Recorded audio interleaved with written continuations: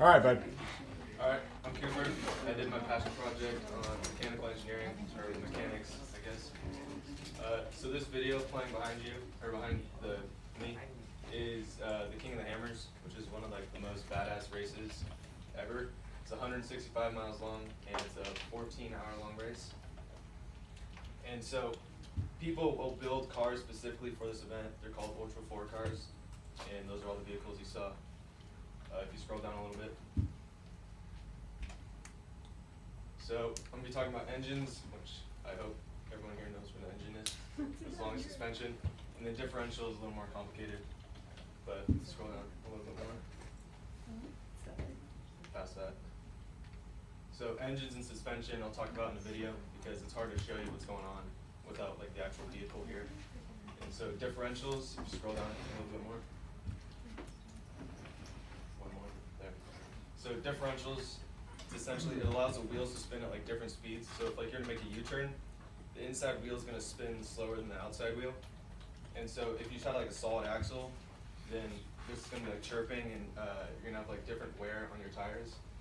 And then they also have a limited slip differential and then a fully locking differential. And scroll down a little bit more. And then there's the video.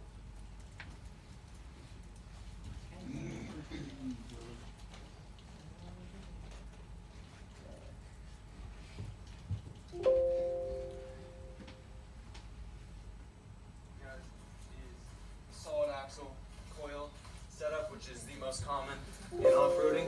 So as you can see here, there is a solid axle that goes from one side to the other side, and here in the center is the differential, where the drivetrain connects and turns the front wheels.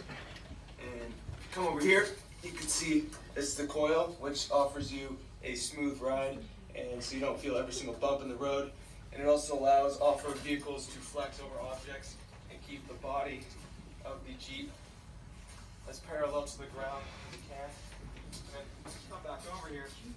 Second part with suspension is the shock absorber, which keeps the vehicle from constantly bouncing. If you hit something, it's not just going to keep the body of the vehicle bouncing up and down. And then right here next to the coil, that is the tie rod, which keeps the suspension from flexing completely when you are on road. So if say you take a corner really sharp, it's going to keep the body of the Jeep from rolling completely over, creating you to roll your Jeep completely over. And then here, this big bar in the middle, it's your tie rod. And there's also another one up here. This is a very beefy suspension setup. And so this steers the front wheels. It also, right here is a steering stabilizer. So it helps keep the front wheels from spinning everywhere when you're doing stuff. Alright guys, so as you can tell, we're at the back of the Jeep. And the rear part of the Jeep is a solid axle, and the majority of cars are solid axles in the back. It's very rare to find an IRS or an independent rear suspension vehicle.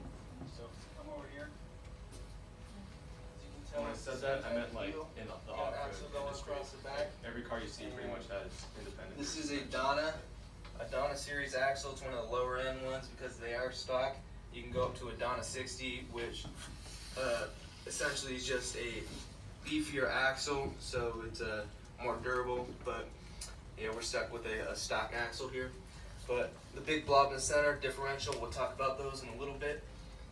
But the suspension setup is virtually the same. You got the shock here, and then you got the coil there, which we've already gone over what those do.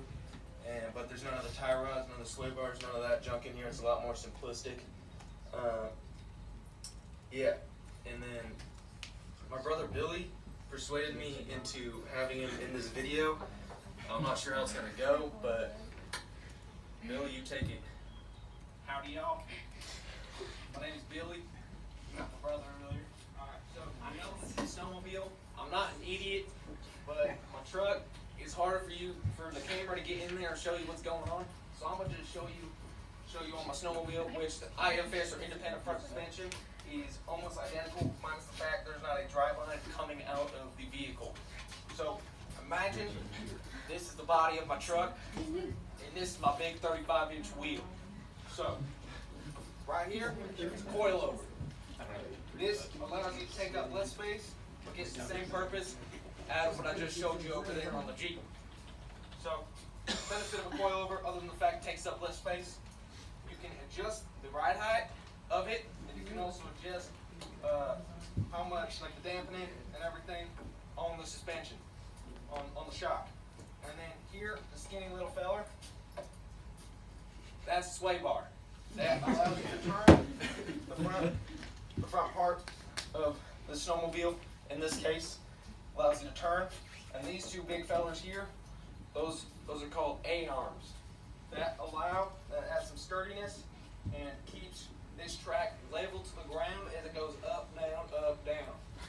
And so one of the benefits of IFS, or independent front suspension, is with solid axle, let's say you hit a bump over here, the entire thing is gonna move. So this wheel is getting less traction when that one goes up. And so it's a big, teeter-totter. So benefit of IFS is you can hit a rock over here, this fella over here, it ain't gonna move. This one's just going up, down, up, down. Alright, so that's a benefit, allows you to get more traction. And yeah, this is most commonly used in your regular, on-road vehicle, but recently they've been putting them into Ultra 4 cars, which is the most badass vehicle you could ever imagine. And so they're kind of being tested out right now, but so far it seems it is working phenomenal. Back to you, Cooper. So earlier this afternoon, my brother Billy, you met him just a little bit ago. He shot a squirrel in his hind leg, and he was able to get away. As you can see down here, he crawled underneath this rock, and his dog Waylon is going looking for him. I'm not sure if he's gonna find it, but if he does, that's what Billy's eating tonight. All right, thank you, Billy. Be surprised they did a decent job on that.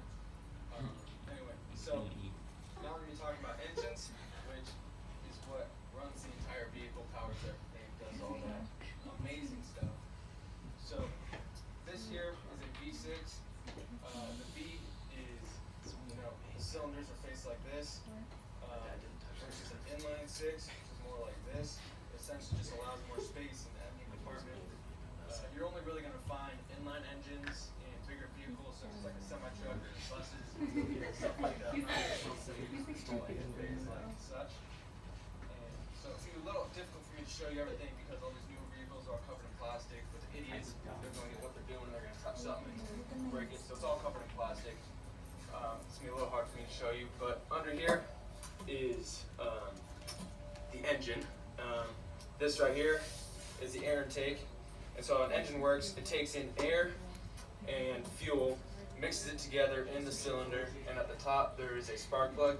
The cylinder is going to come up, compress it, the spark plug is going to ignite it, and it's going to create a massive explosion, which in all 6 cylinders, and it is going to create the crankshaft, or it's going to make the crankshaft turn, which turns the transfer case, which turns the transmission, which turns the drive chain, which goes into the differential, which then turns the axles, and then the wheels move, and when the wheels move, obviously the vehicle moves. So that's how that works. And so they're not only V6s, it's not the only type of engine. You can have a V4, which is a boxer engine, which Subarus have, but they also add a turbocharger in there, which pumps air into the engine faster, and so it just, gives more power to it, so it's a little bit more power than your average is V4. And so you have V4, V6, V8, V10, V12. V10s, V12s, that's like Ferrari, that's like high-end stuff. So in off-road vehicles, the fully built ones, the majority of them use the LS line, which is a Corvette engine, from LS1 to LS7. A lot of them use LS7, which is a bigger engine. And then on top of that, they put on a supercharger, which is the bigger version of a turbocharger. It has a belt on it and everything, and it essentially spools up quicker, so you don't have that spool up time. And turbo lag is what they call it. So it's more power quicker. Better version of a turbocharger. This right here, very important fluid. You got to keep this up to date. This is your windshield washer fluid. Very important. You also have your engine coolant, which keeps your engine cool in the name. There is also antifreeze mixed in the coolant.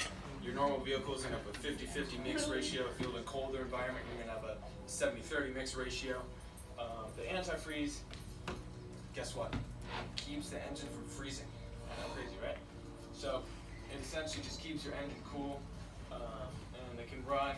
It keeps it cool to about 260 degrees on a hot day, and you're running it hard.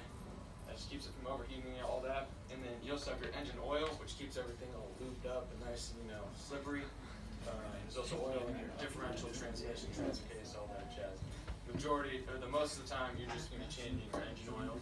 The differential oil and transmission oil, that's a rare thing you're going to change. Like, if you happen to get your truck stuck at Folsom Lake, up Oh, look at Chevy. cab of the car, and it's sitting there for 3 days. It's stuck there for 3 days. You gotta change all the fluids because water leaks in there. I don't know what idiot can do that, but it happens. All right, so back to the whole coolant talk. Waylon, would you cut it out? What? So, What's his name? here, you can see No, that's not his actual name, weird looking thing. Almost looks like something you swap flies with or something. I don't know. But this right here, this is a double radiator. This is what cools the coolant in your engine, because obviously if you're just constantly running coolant through, the coolant's going to heat up and it's not going to really do much. So what you need, the coolant runs through these fans in the radiator, and when you're driving fast, air flows through it and cools the coolant as it goes through the radiator, and so when it cycles back through the engine, cool. That's how that works. Yeah, that's all I got. All right. Walker. That's Wait, where's Walker over there? video I posted earlier for Spanish project. Way earlier. Questions for a friend there. Yeah, What's your dog's name? stash. It's Waylon. So what is your favorite car then?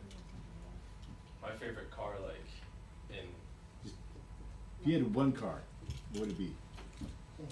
1997 OBS 7.3. It's an older Ford truck, but that'd be my dream truck. Lifted, big wheels underneath. What is the, in your opinion, what is the simplest car maintenance every student should be able to do? Change the oil. Forget the voice term. Change the oil. At Tires. least. Yeah, At least Oh, sure, it's tires, yeah. And tires?